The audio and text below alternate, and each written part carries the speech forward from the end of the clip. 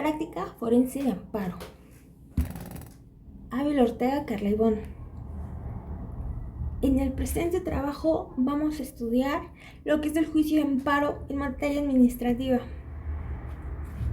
Comencemos por su objetivo principal, siendo este el de poder estudiar, analizar y exponer las características y aspectos más fundamentales y particulares del juicio de amparo en contra de actos de naturaleza administrativa.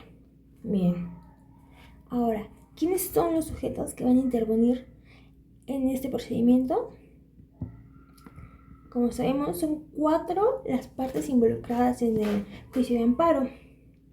Tenemos a la persona quejosa,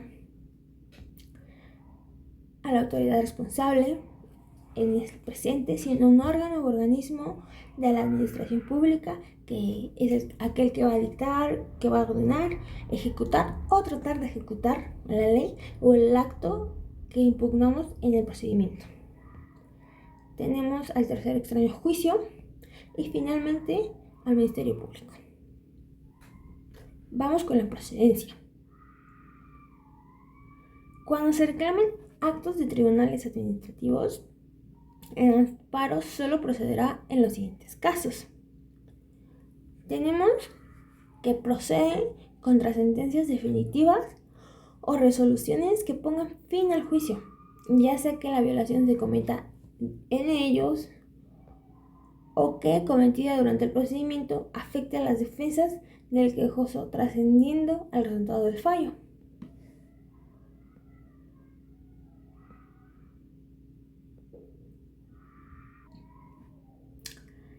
De igual forma, procede contra actos en juicio cuya ejecución sea de imposible reparación, fuera de juicio o después de concluido, una vez agotados los recursos que en su caso procedan. Cuando al quejoso ya no se le va a poder restituir en el goce del ejercicio de esos derechos. Contra actos que afecten a personas extrañas a juicio. Y finalmente tenemos que procede en materia administrativa, además, contra actos u omisiones que provengan de autoridades distintas de los tribunales judiciales, administrativos o del trabajo, y que causen agravio no reparable mediante algún medio de defensa legal, siempre y que se agoten los medios de defensa legales o recursos correspondientes. Vamos ahora con las causales de improcedencia. Existen varias en las leyes, sin embargo, en el presente nos vamos a enfocar en algunas establecidas en el artículo 61 de la Ley de Amparo. En este caso tenemos a la fracción 17, que nos dice que el juicio de amparo va a ser improcedente contra actos emanados de un procedimiento administrativo seguido en forma de juicio, cuando por virtud del cambio de situación jurídica en el mismo deban considerarse consumadas irreparablemente las violaciones reclamadas en el procedimiento respectivo, por no poder decidirse en tal procedimiento sin afectar la nueva situación jurídica.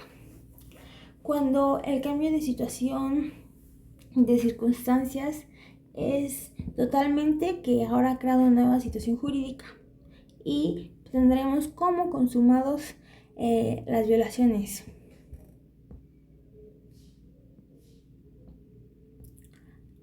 Tenemos la fracción 18, que nos va a decir que el amparo es improcedente contra las resoluciones de los tribunales administrativos, respecto de las cuales conceda la ley ordinaria algún recurso o medio de defensa dentro del procedimiento, por virtud del cual puedan ser modificadas, revocadas o nulificadas. Debemos agotar el principio de definitividad del juicio de amparo.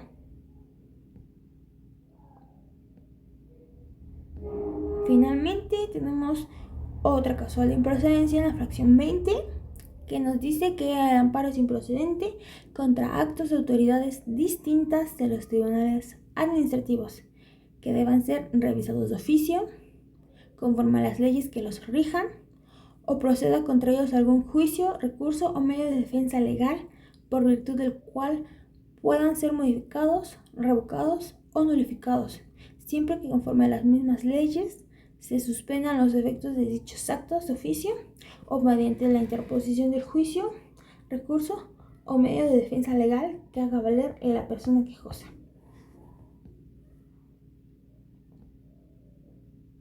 Tenemos el principio de definitividad, uno de los principios básicos del juicio de amparo.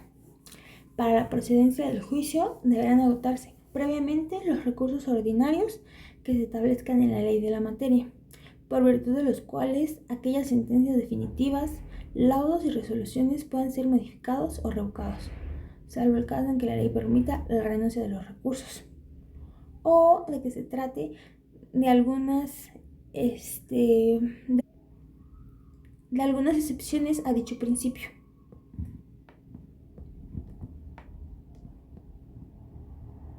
Una de las cuales nos dice que no va a existir obligación de agotar tales recursos o medios de defensa si el acto que estamos reclamando en el procedimiento carece de fundamentación, o cuando solo se aleguen violaciones directas a la Constitución, o cuando el recurso o medio de defensa se encuentre previsto en un reglamento sin que la ley aplicable contemple su existencia. Otra excepción la encontramos en la jurisprudencia, que nos dice que la persona va a poder acceder directamente a un juicio de amparo, en este caso indirecto, sin tener que haber agotado previamente recurso o medio de defensa legal, siempre y cuando que la legislación que rija a este recurso o medio de defensa legal prevea mayores requisitos, menores alcances o un plazo mayor a los que la ley de amparo consigna para proveer la suspensión del acto. En dicho caso, no habrá necesidad ni obligación de agotar el principio de definitividad. Autoridad responsable. ¿Quién es esta autoridad responsable para efectos de amparo? Bueno, sabemos que esta va a ser aquella que va a dictar una resolución, un acto administrativo, que va a ordenar que se lleve a cabo un acto administrativo, que va a ejecutar el acto administrativo o que va a tratar de ejecutarlo, que va a intentarlo, o en todo caso que va a omitir realizar un acto al cual está obligado por la ley. Esta autoridad va a poder ser en cualquiera de sus 3 niveles de gobierno: federal, estatal o municipal.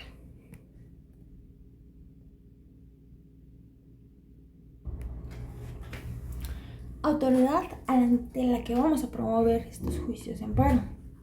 Tratándose de un amparo directo contra sentencias definitivas, laudos o resoluciones que pongan fin al juicio, se promoverá ante el Tribunal Colegiado de Circuito competente de conformidad con la ley en los casos siguientes. En materia administrativa, cuando se reclamen por particulares sentencias definitivas y resoluciones que ponen fin al juicio dictadas por tribunales administrativos o judiciales, no reparables por algún recurso, juicio o medio ordinario de defensa legal.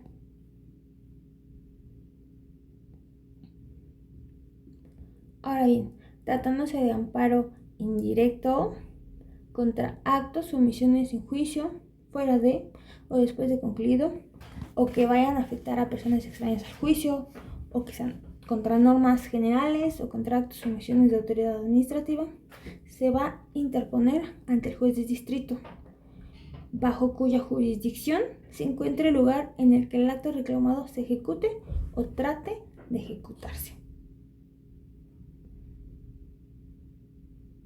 Muy bien, continuemos con los plazos para interponer nuestra demanda de amparo.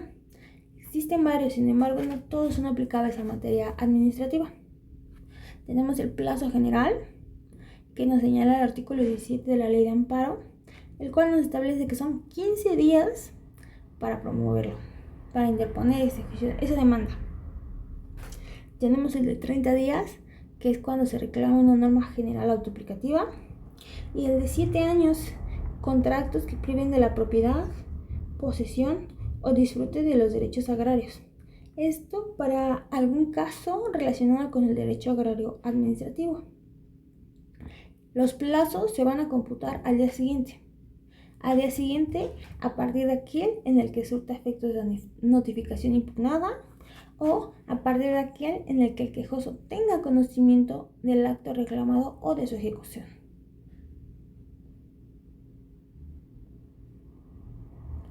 Suplencia de la deficiencia de la queja.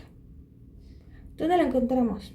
En el artículo 79 de la Ley de Amparo, que nos va a decir que la autoridad de amparo durante un juicio directo e indirecto tiene la obligación y el deber de suplir la deficiencia de los conceptos de violación o agravios del que, tratándose de cualquier materia, cuando el acto reclamado se funde en normas generales que han sido declaradas inconstitucionales por la jurisprudencia de la Suprema Corte y de los plenos regionales. En materia agraria, para el caso de que se trate de la fracción tercera del artículo 17 de la Ley de Amparo, que nos habla de actos que tengan o puedan tener por efecto privar total o parcialmente en forma temporal o definitiva la propiedad, posesión o disfrute de los derechos agrarios a los núcleos de población ejidal o comunal, y en favor de personas ejidatarias y comuneras en particular, cuando el acto reclamado afecte sus bienes o derechos agrarios. En estos casos, deberá suplirse la deficiencia de la queja y la de exposiciones, comparecencias, alegatos, así como los recursos que los mismos interpongan con motivo de dichos juicios.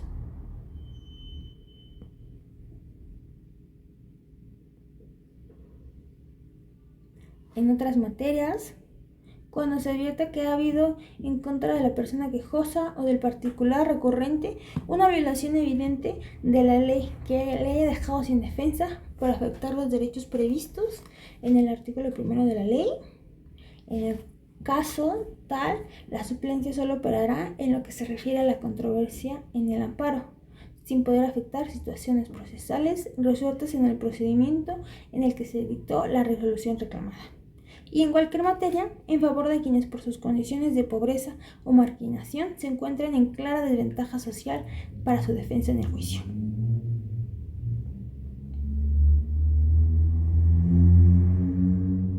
Tercer extraño juicio. ¿Quién es este? Bueno, es quien nunca fue parte en el procedimiento administrativo y sufre una afectación en su esfera jurídica como consecuencia directa del acto reclamado. ¿Cuáles son esas características fundamentales? 1. No fue parte del procedimiento administrativo. 2. Sufre un perjuicio. El acto de la resolución administrativa impugnada en el procedimiento le va a afectar directamente sus derechos o intereses jurídicos. Y 3. Desconoce del procedimiento. El extraño tercero juicio también es una excepción para el principio de definitividad, ya que éste puede acceder directamente al juicio de amparo sin necesidad de haber agotado los recursos ordinarios previamente.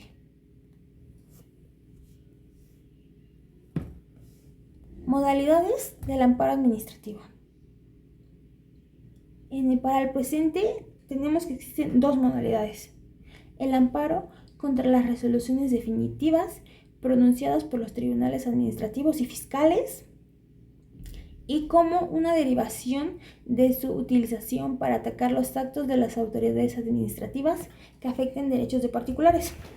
Este va a ser como un tipo sustituto del contencioso administrativo en aquellos casos en los que la administración no prevea un proceso. Tramitación. ¿Cómo vamos a tramitar estos juicios de amparo? Tratándose de un amparo directo, ¿cómo sabemos? Se va a presentar la demanda ante el Tribunal Colegiado de Circuito competente a más tardar en un plazo de 15 días que vamos a contar a partir de que sea emitida la resolución por parte del Tribunal Administrativo, Fiscal o Agrario respectivo. Una vez que se nos admita la demanda, se va a notificar a las partes, al tribunal que pronunció la resolución impugnada y la autoridad administrativa, y al tribunal que haya pronunciado la resolución reclamada va a rendir el informe con su justificación. Una vez hecho esto, el presidente del Tribunal Colegiado de Circuito, o en su caso la Suprema Corte de Justicia de la Nación, van a turnar el expediente al magistrado ministro o ministro instructor para que éste elabore un proyecto de sentencia que va a presentar para que se discuta, se apruebe o en su caso se modifique. Se va a pronunciar sentencia de amparo por unanimidad o por mayoría de votos. Ahora bien, tratándose del amparo indirecto, la demanda se va a interponer ante el juez de distrito, en cuyo distrito judicial se encuentra el domicilio en que tenga lugar la ejecución del acto impugnado. Si el acto no contiene un principio de ejecución, será competente el juez en cuyo distrito tenga su domicilio la autoridad que lo haya dictado.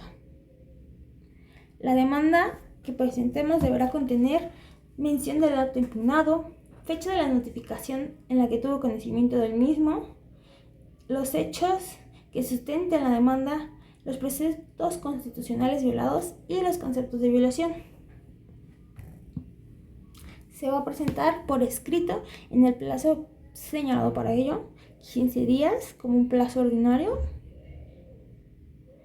Aceptada la demanda, se va a correr traslado de autoridad demandada para que presente su informe con justificación, se informa al tercero perjudicado y se fije fecha para la audiencia constitucional, que deberá celebrarse dentro de los 30 días posteriores al auto de admisión. La autoridad demandada va a tener un plazo de 10 días para presentar el informe.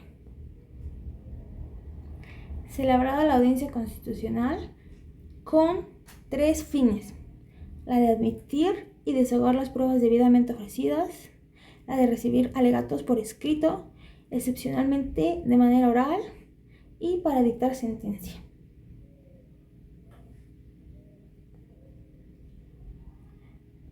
Así que podemos concluir que es de suma importancia conocer el juicio de amparo en sus diversas materias, ya que vemos que pueden haber diferencias, pequeñas o grandes variaciones.